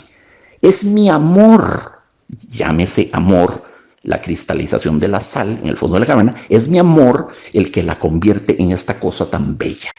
Entonces el amor eso es lo que hace, fabular, adornar, embellecer, transformar una cosa absolutamente carente de distinción y la convierte en una pieza de joyería natural. Bueno, yo creo que Stendhal exagera. Está, de nuevo, en ese equilibrio siempre problemático entre objeto y sujeto exagera. Según nos dice Stendhal, la ramita no tiene absolutamente ningún mérito, ¿verdad? Yo sí creo, a ver, tratemos de ponernos a medio camino entre las dos postulaciones. Una, la rama no tiene nada, el amor le inventó todas sus bellezas. Dos, la rama es absolutamente excelsa, el amor no le aportó nada y fue escogida en virtud de su excelsitud inherente. Tratemos de poner una posición equidistante entre ambas posturas. No, los hombres no son inventados, ni las mujeres son inventadas, ni las ramas son escogidas al azar. Bien que mal, uno escogió una ramita por algo. Esa, no la de la par, esa. Algo le vio. O era más larga, o era más esbelta, o más sinuosa, o más linda, o más colorida, no sé qué. Alguna excelencia tenía inherente a ella, una excelencia objetiva. Y claro, después el amor, la cueva de sal, la noche, la humedad, el agua, el amor la hace aún más bella. Pero no es que el objeto careciese de méritos. El objeto fue escogido porque el sujeto vio en él algunos méritos. Escogió esa ramita y no la de aplapar.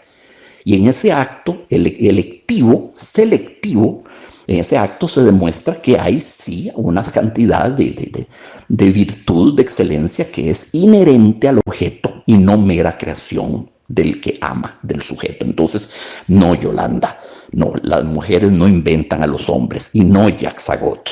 Los hombres no inventan a las mujeres. O tal vez las inventen, pero eligen a una. Y ya en ese acto de elegir ya se está reconociendo que hay una excelencia en esa persona. Y el amor puede construir mucho, pero no construye en el aire, a menos que sea un loco como Manrique. No construye en el aire, construye sobre un objeto que tiene algún valor. Otra tesis sostendría que lo que hace valioso a un ser humano no es su mérito, su excelencia, sus virtudes y cualidades intrínsecas, sino lo que lo hace valioso es justamente que lo amen. Porque es amado, es un ser humano valioso. Eso es. Sin el amor no es valioso. No puedo suscribir esa tesis porque, por el amor de Dios, Eva Braun amaba a Hitler. Lo amaba perdidamente, se inmoló con él, se quemó con él, se mató con él, lo acompañó hasta el final, lo amaba. Y porque amase mucho a Hitler, eso no hace de Hitler un ser inherentemente bello, no lo hace valioso. El amor de Eva Braun no torna valioso a Hitler, sigue siendo un psicópata monstruo atroz, uno de los peores seres humanos en la historia del mundo. Entonces, no estoy de acuerdo con eso. Una persona no vale porque la amen. Pues Hitler era muy amado por Eva Braun. Entonces, ¿qué debemos concluir? Que era muy valioso.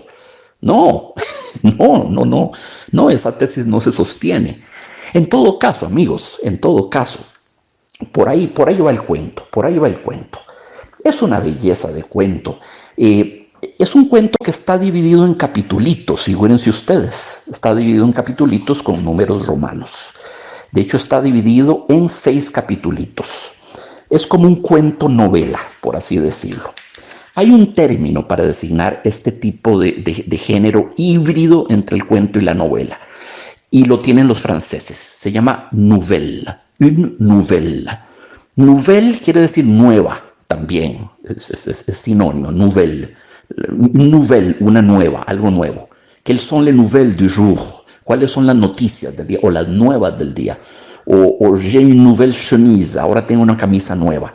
Nouvelle. Pero también se usa nouvelle para designar cuentos largos divididos en capitulitos que no llegan a ser una novela. O novelas cortas. A ver, la metamorfosis de Kafka sería una nouvelle. En español no tenemos ese término. Alguna gente usa el término noveleta, pero noveleta es más bien italiano. Noveletta, una novela chiquitita. Unamuno usaba el término nivola, que se lo inventó él. Absolutamente eso es parte del idiolecto unamuniano, ¿verdad? Nivola, pero no, niebla es una nivola y es muy larga, es una novela larga, considerable.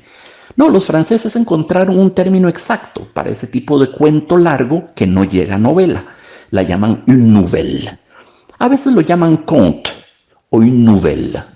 No le van a decir una novela, que es un román. Un román es el Quijote, ¿verdad? Son 800 páginas. No, une nouvelle tiene que ser un cuentito largo y como este articulado en capitulitos. Y es muy interesante porque siempre, desde que estamos haciendo estas clases, les he leído cuentos que nos atacan desde el primer momento, ¿verdad? Como decimos, nos atacan, nos saltan a la yugular. Y este comienza con una introducción que no tiene número de capítulo, que dice, como ya se los dije, dice: yo no sé si esto es una historia que parece cuento o un cuento que parece historia. Lo que puedo decir es que en su fondo hay una verdad muy triste, de la que sea yo tal vez el único capaz en aprovecharme, dadas mis condiciones de imaginación. Habla Gustavo Adolfo Bécquer diciendo: esto es una historia muy triste, pero para mí como escritor va a ser magnífica materia prima y yo voy a aprovecharme de esta historia, pobrecillo Manrique, pero la voy a desarrollar para escribir una maravillosa leyenda. Y termina diciendo: pero con esta idea tal vez hubiese hecho un tomo de filosofía lacrimosa. Yo he escrito esta leyenda que a los que nada vean en su fondo al menos podrá entretenerlos un rato, nos dice humildemente. Si no ven nada en el fondo, pues por lo menos se habrán entretenido. Pero hay mucho en esta leyenda. Y es interesante, dice, el elegí no escoger un tomo de filosofía lacrimosa. Hay algo muy interesante que empieza a suceder, amigos, con Rousseau. Ese sería el primero, una vez más, el gran Jean-Jacques Rousseau, y que se hace frecuente en el siglo XIX con Kierkegaard, de manera antonomástica con Nietzsche, luego con filósofos como Bergson, como Unamuno, como Ortega y Gasset, como Camus o como Sartre. Es un fenómeno de convergencia, es un fenómeno de implosión. Empieza a suceder que la literatura se filosofiza y que la filosofía se literaturiza. Entonces, la filosofía empieza a ser concebida como un género literario. Vean qué interesante. Siempre he creído que lo es. Siempre. La verdad sea dicha. Pero me alegra verme confirmado por cosas que he leído al respecto. La filosofía es concebida casi como un género literario. Y la literatura es concebida como una forma de filosofía. Pero atención, no la forma de filosofía canónica, no el canon que nos viene de Platón, Aristóteles, San Agustín, Descartes, Kant, Hegel. No. La literatura hace filosofía de otra manera. Hace filosofía a través de metáforas, de prosopopeyas, de metonimias, de ritmo, de belleza, de muchas cosas, desde la estética. Aquí Becker hace filosofía desde la poesía, porque esta es una prosa muy poética.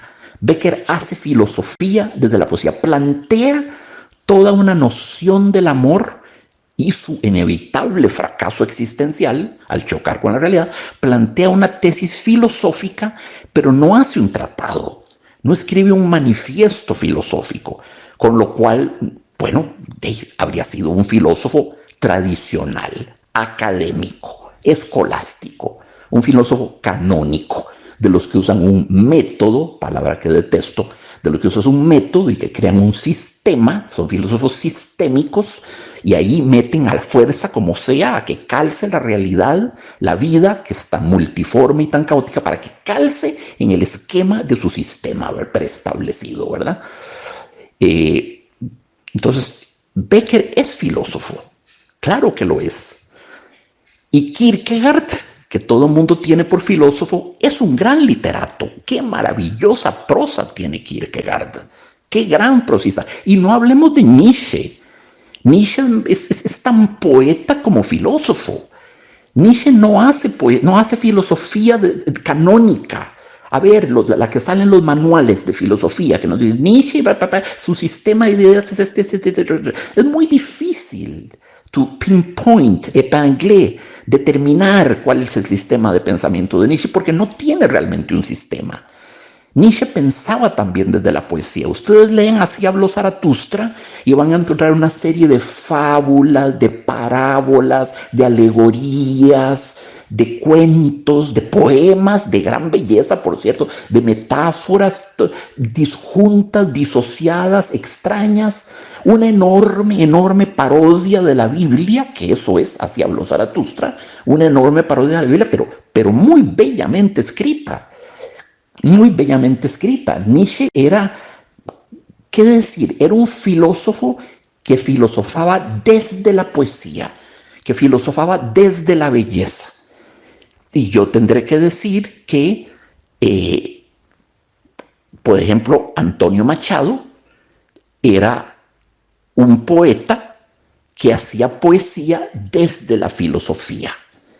Y tendría que ser que Unamuno era un filósofo que hacía filosofía desde el teatro, el cuento, la novela, el ensayo, el poema, la plegaria, todo lo que escribió Unamuno, que fue prolijo en extremo, ¿verdad?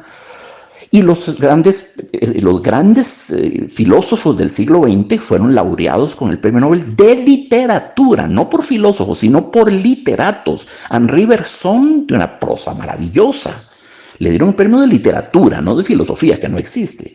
Camus se lo dieron por literatura, a Sartre se lo dieron por literatura. Ahí tienen ustedes el fenómeno de la literaturización de la filosofía y de la filosofización de la literatura. Es una implosión muy bella, donde entendemos de nuevo que la filosofía realmente es un tipo de literatura, es una forma de la literatura. Lo decía Unamuno en El sentimiento trágico de la vida. Dice, más se recuesta la filosofía a la poesía que a la ciencia. No hay ninguna ciencia en Así habló Zaratustra, amigos. Es una serie de visiones inconexas, de alucinaciones, de cosas casi presurrealistas en muchos aspectos. Enorme filósofo Nietzsche, le tengo un inmenso respeto. Yo sé que es problemático y sé las razones por las que la gente no lo cree, no lo quiere. Básicamente ese sentimiento por eso de una mala lectura de Nietzsche, de una lectura deficiente de Nietzsche. Pero de eso hablaremos luego, no nos desviemos tanto. Estamos con que Becker es filósofo, pero hace filosofía desde la literatura, desde la poesía. Hay ese momento en el siglo XX en que poesía y filosofía se interpenetran, se fecundan recíprocamente, se fertilizan, se complementan y se transmutan una en otra. Y eso es bellísimo, eso enriquece mucho el discurso filosófico. Todos los discursos. Es una maravilla esto, es una maravilla. ¡Ay, caramba! ¡Qué texto más hermoso! ¿Qué papel juega en este cuento la naturaleza, amigos? Porque en este cuento la naturaleza es fundamental, ¿verdad? En este cuento, el protagonista de este cuento es la atmósfera que Becker crea. Vean la cantidad de líneas, de párrafos, de metáforas que usa para describir ese claro de luna en medio del bosque y de las ruinas del claustro de los templarios, que venían desde la Edad Media, a medianoche, alguien perdido ahí, que ve un rastro allí, ¿no? Lo que parece el borde, la orla de un vestido de una mujer quimérica. ¿Qué podría ser más romántico? Este cuento yo lo tomaría, amigos, y lo pondría como bajo una campana de cristal azul. Este cuento no, esta leyenda, perdón, la pondría y declararía: esto es el arquetipo del romanticismo. Esta es la esencia del romanticismo. Este Manrique, por lo menos el febril, el alucinado, no el del desencanto, este Manrique, el loco, es la expresión más pura, más destilada, más representativa del romanticismo. Es casi el arquetipo platónico de lo que es el romanticismo literario. ¿Qué papel juega la naturaleza aquí? A ver, veo, manos que se levanten. ¿Quién levanta la mano? ¿Quién propone? Porque la naturaleza aquí es muy importante, ¿verdad? Es muy importante. En primer lugar, la naturaleza es la que le juega la mala pasada a Manrique, con la luna y las ramas de los árboles que se abren y las hojas, etcétera, etcétera, etcétera. Bueno, la naturaleza, diría yo, aquí es una caja de resonancia de los sentimientos del protagonista. Sí, es un amplificador, es una caja de resonancia, como la caja de resonancia de un piano o la caja de resonancia de un violín. Quítenle a un piano o a un violín sus cajas de resonancia y verán la cochinada de sonido que les queda. Entonces, la naturaleza es la caja de resonancia de los sentimientos del protagonista. Prolonga y amplifica los sentimientos del protagonista y los hace trascendentes. El protagonista, en su febril romanticismo, contamina todo lo que ve o toca de humanidad y de romanticismo. Todo. La poesía todo lo transfigura. De ahí que, una vez más, ese Manrique poeta, sí, recobra la lucidez, pero qué triste, pierde la poesía. Habría que haber encontrado una mejor solución, retrotraerlo un poquito más al principio de realidad para que pueda funcionar en sociedad, no ser visto como un loquito, pero que conservara sus poderes poéticos, de ver el mundo subspecie poiesis, ver el mundo bajo forma de poesía, que es lo que hace. Él transfigura toda la naturaleza. Toda la naturaleza aquí es personificada. Son prosopopeyas. Recuerden lo importante de este término, de esta figura retórica, de esta figura de estilo, la prosopopeya o personificación. Cuando uno dice la melancolía de la luna, la tristeza del viento ululando entre las ramas, la furia del océano, la ira del sol. No. Ni el viento está melancólico, ni la luna está triste, ni el mar se pone furioso, ni el sol está iracundo. Esas son proyecciones humanas, demasiado humanas, como diría Nietzsche, proyecciones mías del sujeto sobre el objeto, que lo humanizan, que le dan un carácter humano. Entonces, toda esta naturaleza está humanizada, está convertida en como si fuera el animismo, las teorías del animismo, la primera de las religiones que jamás existió, el animismo, asumir que todo tiene un ánima, que todo está habitado por un alma. Que un alma se esconde detrás de cada uno de esos álamos, de cada una de esas rocas. Qué interesante la mezcla aquí de naturaleza muerta, la roca del templo, de las ruinas del templo, con la vegetación. Qué interesante esa mezcla. Qué interesante, porque es como que la vegetación termina integrándose a la arquitectura del templo, al tiempo que lo va degradando y erosionando, claro. Es un cuento de destrucción, es un cuento de decadencia. Una ruina es muy bella, pero es una ruina, es un cadáver. Es el más bello de los cadáveres del mundo, pero es un cadáver. Yo una ruina la voy a ver y me tomo fotos y me deleito y me quedo ahí 3 horas. Pero no me metería a vivir en una ruina.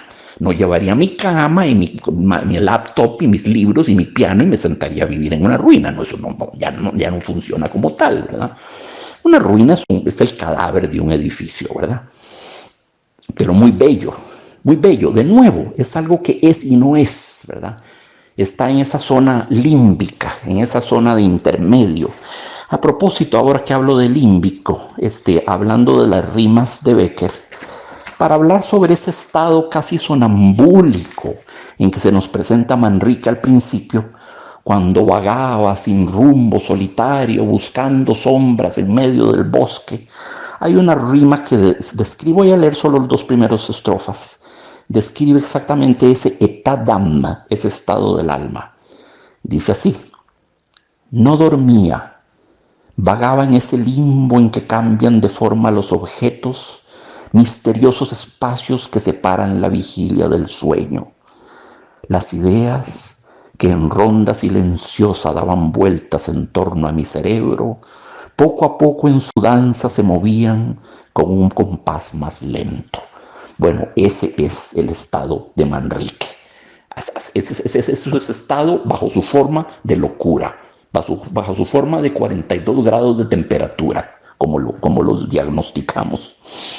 Y ahora voy a leer esta rima, esta sí la voy a leer entera, es la rima número 11, que formula de manera poética exactamente el sentir de Manrique. Dice así: yo soy ardiente, yo soy morena, yo soy el símbolo de la pasión, de ansia de goces mi alma está llena. A mí me buscas, no es a ti, no. Mi frente es pálida, mis trenzas de oro, puedo brindarte dichas sin fin, yo de ternura guardo un tesoro. ¿A mí me llamas? No, no es a ti. Yo soy un sueño, un imposible, vano fantasma de niebla y luz. Soy incorpórea, soy intangible, no puedo amarte. Oh, tú, ven tú, dice el poeta, dice Gustavo Adolfo Bécquer. Exactamente esa es la coyuntura existencial y la sensibilidad amorosa de Manrique. Ella no quiere ni a la morena, ni a la pálida con trenzas de oro, quiere justamente a la que es un sueño, a la que es un imposible, a la que es un vano fantasma de niebla y luz, a la que es incorpórea y a la que es intangible. Y a esa sí le dice: oh sí, tú, ven tú. Ahí sí. Qué cosas, ¿verdad? Qué cosas, qué cosas, qué cosas. En fin, ese es el mundo de Gustavo Adolfo Bécquer. Esta leyenda es una cosa para mí bellísima, bellísima, bellísima. Hay un párrafo, a ver si lo encuentro. Sí, lo voy a releer. Atención a la estructura de este párrafo, que no tiene puntos, un párrafo muy largo y tiene puntos solo hasta el final. Las plantas trepadoras subían encaramándose por los añosos troncos de los árboles. Las sombrías calles de álamos cuyas copas se tocaban y se confundían entre sí, se habían cubierto de césped. Los cardos silvestres y las ortigas brotaban en medio de los enredados caminos, y en los trozos de fábrica próximos a desplomarse, el yaramago flotando al viento como el penacho de una cimera, y las campanillas blancas y azules balanceándose como un columpio sobre sus largos y flexibles tallos, pregonaban la victoria de la destrucción y la ruina. Este es un procedimiento retórico muy interesante, amigos. Se llama prótasis y apódosis. Prótasis y apódosis. Es interesante saber esto. Es interesante saber esto. Prótasis es, en una construcción como esta, que es, ¿verdad? Es una sola frase. La prótasis es una acumulación de tensión.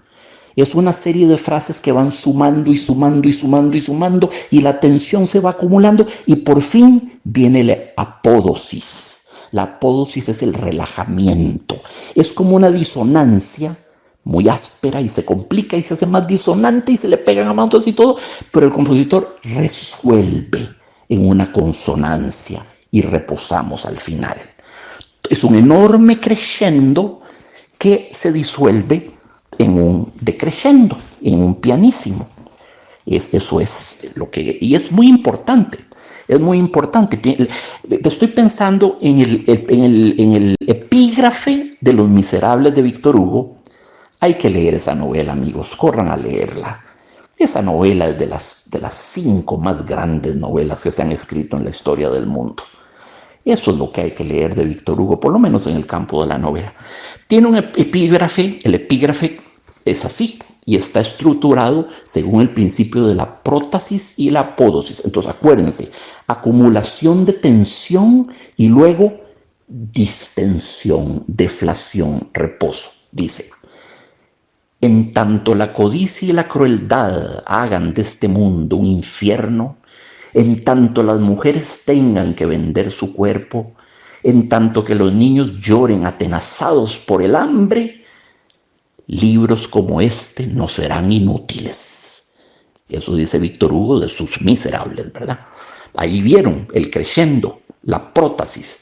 En tanto la codicia y la crueldad hagan de este mundo un infierno, sigue subiendo. En tanto las mujeres no tengan que vender su cuerpo, sigue creciendo. En tanto que los niños lloren atenazados por el hambre, libros como este no serán inútiles. Y ese es un bellísimo ejemplo de prótasis y de apódosis, ¿verdad? Yolanda tiene uno muy lindo, Yolanda Oreamuno, en El espíritu de mi tierra. Es muy simple, muy lindo. Dice, sé que para encontrar el espíritu de mi tierra tengo que seguir el hilo del viento, que es el que viaja desde el norte hasta el sur, el que conoce los mares, el que pasea por las calles, el que se enreda en el bosque, para encontrar eso que busco y siento y adivino sin saberlo. Sé que tengo que seguir el hilo del viento. Sintieron la acumulación de energía, ¿verdad? El crescendo con varias propuestas, con varias frases que se acumulan, y la resolución en la consonancia final: sé que tengo que seguir el hilo del viento. Y sí, les podría poner montones de otros ejemplos. Es muy hermoso, es muy hermoso ese. Se usa mucho en política, por desgracia, es un lugar común de la retórica política, amigos. Y cuando veo a los políticos manoseando y ultrajando recursos retóricos que han sido usados por manos tan nobles, me dan ganas de vomitar, francamente. Los discursos políticos del tipo: si no cumplo mis palabras de campaña, si al terminar de mi mandato hay niños todavía con hambre que andan por las calles, si cometo errores de bulto y acarreo la calamidad de mi pueblo, si conduzco al país al borde de alguna hecatombe, si en mi gobierno rebase la corrupción y la podredumbre, si faltase a mi palabra que solemnemente he dado y he jurado servir, y he dado mi palabra de que será cumplida, si les fallo como político, si todo eso, entonces repúdienme, impúgnenme, lapídenme, insúltenme, castíguenme. Ese tipo de cursilería, que no voy a decir a quién se la oí porque me da hasta asco mencionar su nombre y traerlo aquí en medio de Yolanda Oreamuno y de Gustavo Adolfo Bécquer. No sé quién le escribió ese discursete tan malo, porque no, eso se lo escribieron, él no le da la cabeza para escribir eso. No sé quién le escribió ese discursete tan malo al viejo de Marras en que estoy pensando. Pero qué lamentable, qué cursilería, qué lugar común, qué baratura. Qué baratura. Eso es usar...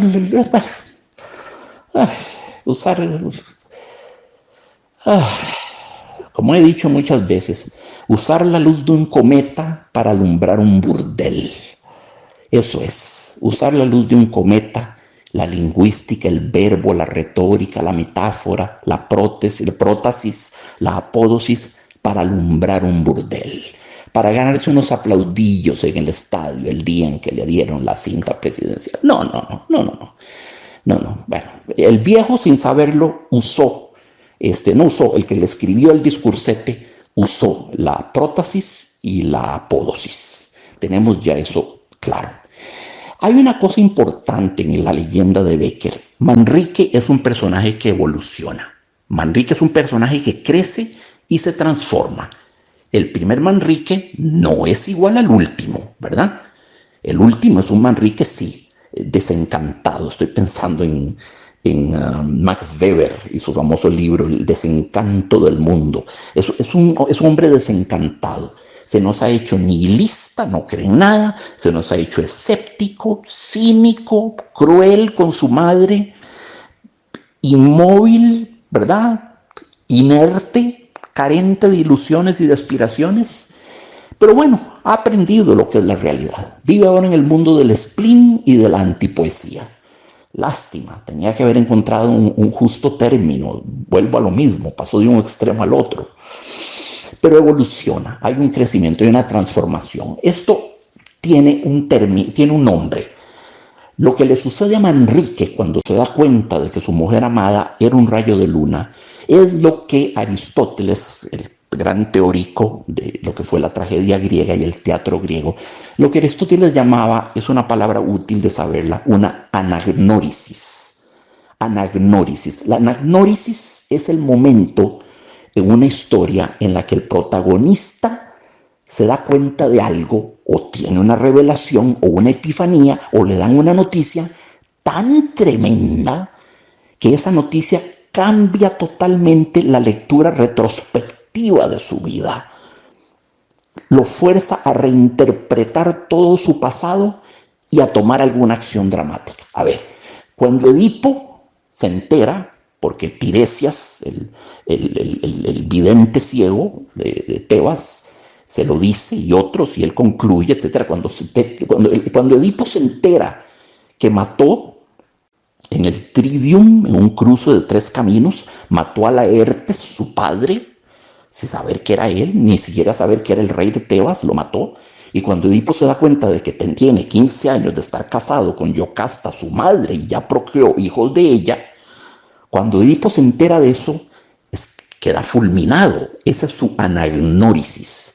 Anagnórisis, una toma de conocimiento brutal y súbito que cambia la percepción de mi vida, la percepción del mundo, de la sociedad, de mi entorno, de mi historia personal, enteramente.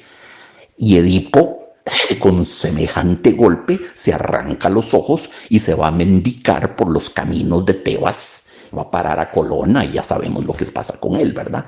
Esa es una anagnórisis.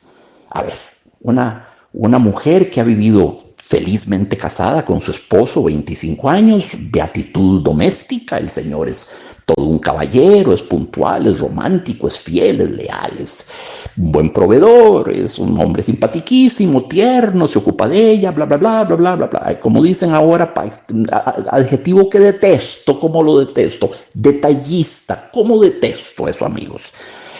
Ay, las mujeres andan con eso a menudo. Me gustan los hombres detallistas, ay, por el amor de Dios. What the hell does that mean, for Christ's sake? Bueno, en todo caso, el señor ejemplar esposo dura 25 años. Un buen día, sacudiendo el escritorio y revolviendo las gavetas del marido, encuentra a la mujer un sobre de Manila y lo abre, y adentro hay un fajo de cartas anudadas con una cinta roja. 25 años de cartas de amor de una amada que había tenido en secreto, una querida, una concubina, lo que quieran llamarlo. Y resulta que la mujer tenía 25 años de estar viviendo engañada. Bueno, ese momento del encuentro de las cartas es su anagnórisis. Ese momento la obliga a ella a cambiar la percepción que tenía de la totalidad de su vida. Hacia atrás se lee y se dice: qué horror, mi vida ha sido una estafa. He sido estafada emocional y humanamente por este cretino. Y bueno, no sabemos qué haga.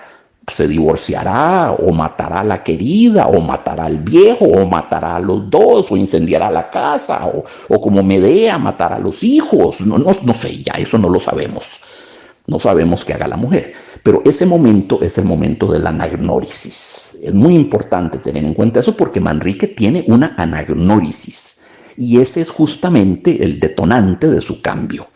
del paso de la poesía al spleen, ¿verdad? Sí, esta es una leyenda soberbia. Qué cosa más linda. Podría pasar hablando sobre esto tanto, tanto, tanto. Esta prosa, amigos, esta prosa está tan llena de cosas bellas, tan llena de cosas bellas, es que ni siquiera quiero empezar, porque si empiezo a ver cada metáfora, cada acierto, cada trouvaille, cada hallazgo lingüístico de Becker, vamos a estar 4 horas aquí, ¿verdad? Y ustedes ya no me van a oír más. Eso es lo que va a pasar. Entonces creo que es prudente dejar esto aquí, dejarlos aquí por el momento, ¿verdad? Porque de veras, amigos, es que créanme, yo si me engolosino con las cosas, sí, cuando dice amar, había nacido para soñar el amor, no para sentirlo. Amaba a todas las mujeres un instante, es decir, no amaba a ninguna, ¿verdad? A esta porque era rubia, aquella porque tenía los labios rojos, a la otra porque cimbraba al andar como un junco. Ahí tienen ustedes la conjunción típica, mujer naturaleza, la mujer junco, ¿verdad? De eso es el mito de Syrinx, la ninfa perseguida por Pan en la mitología griega, que huye y huye y huye del sátiro que era Pan, que la quería poseer, y entonces Syrinx se transfigura en un junquito al borde de un arroyo. Pero el fauno, el sátiro, se da cuenta y arranca el junquito, le hace huequitos y la convierte en una flauta. Entonces Syrinx termina, sí, entre los labios de su sátiro perseguidor, de su acosador Pan, pero siquiera convertida en música. Atención, eso es muy bello, en bellísima música de una flauta. Por eso es que Debussy tiene una piecita para flauta sola, corran a oírla, flauta sola que se llama Syrinx, S-Y-R-I-N-X, S-Y-R-I-N-X, que está inspirada por el mito de Syrinx, ¿verdad? La ninfa transformada en un junquito y el fauno que la ve y la convierte en una flauta. Bueno, que lo conviertan a uno en música, a fe mía, no es lo peor que le puede pasar a uno. Creo que puede considerarse afortunada Syrinx. Amigos, ha sido un placer inmenso estar con ustedes esta noche, haber compartido este mundo de belleza, de poesía, de reflexiones. Hemos hablado de tantas cosas hoy y se me quedan tantas por fuera, pero hay que poner la línea en algún momento. Esta clase, que no es una clase, estas son reuniones de amigos, así es como quiero que las vean. Yo no soy un profesor, yo soy su amigo, yo estoy aquí compartiendo cosas que creo que vale la pena ser compartidas porque hacen la vida más bella. Eso es lo que soy, simplemente un guía turístico o un guía en un museo. Voy explicando por qué cada cuadro es bello y vean y vean aquí este punto de fuga y vean aquí cómo estas dos líneas se equilibran y complementan para que el cuadro no quede desequilibrado, y vean este claroscuro y vean este primer plano y vean bla bla bla bla. Eso es lo que hago yo, irle poniendo un foquito a cada cosa bella que encuentro en el texto para que ustedes puedan gozar de él más. Amigos, para todos un abrazo lleno de afecto. Muchas gracias por escucharme, muchas gracias por compartir. Divulguen este trabajo que es muy arduo. Es muy arduo, amigos. Divúlguenlo, disemínenlo con sus contactos, con su gente conocida. Yo iba a usar una palabra, pero me contuve a tiempo de usarla. Iba a decir viralícenlo, pero eso es una mala palabra hoy en día, qué horror. No, simplemente disemínenlo. Sí, contagien a la gente, pero de belleza, de Gustavo Adolfo Bécquer. No de Jacques Sago, de Gustavo Adolfo Bécquer. Él es el héroe aquí, él es el artista, él es el poeta, él es el creador de todos estos mundos inéditos. Inmenso poeta e inmenso prosista también. Para todos un fortísimo abrazo, lleno de afecto, lleno de cariño, y nos volveremos a ver en nuestra próxima reunión de Quédate en casa con los grandes escritores. Les tengo sorpresas con cuentos muy, muy, muy lindos. Y un agradecimiento profundo para Arianti Tencio, y para Laurita Gómez, son hija y madre respectivamente, que se encargan del proceso de edición, que no es nada fácil, de este audio y de diseminación. Pues yo no sé mucho de redes sociales. Yo de qué sé tocar piano, eso lo hago bien, y sé escribir y sé leer, eso es lo que sé hacer. No sé, bueno, sé, lo crean o no, sé algo de fútbol. También eso, como ustedes saben, he escrito sobre eso. Un tema que me gusta mucho. No es que lo ame, pero me gusta mucho, me fascina, me ejerce fascinación. Los deportes en general. Algún día podemos hablar de eso. No crean, hay hondos vínculos y analogías y similitudes muy profundas entre el arte y el deporte. Pero ese es tema para otra ocasión. Un fuerte abrazo, queridos amigos.